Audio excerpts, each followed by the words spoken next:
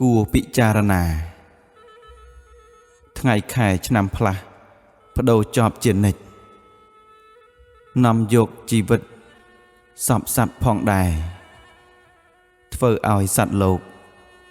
លំបាកឥតលហែកើតទុកព្រួលប្រែហាមខត់ពុំបាន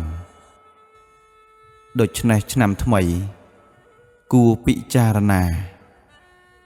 ជីវិតសង្ខារនៃយើងគ្រប់ប្រានកើតរលត់ប្រត់ប្រះឥតសល់ខានវិនិច្ឆ័យអន្តរធានមិនមមួនធម៌សុចរិតត្រូវខំសន្សំប្រឹងប្រែងអប់រំចិត្តរបស់ខ្លួនបំពេញទានសិលភាវនាខ្ជាប់ខ្ជួនត្រឹមត្រូវតាមក្បួន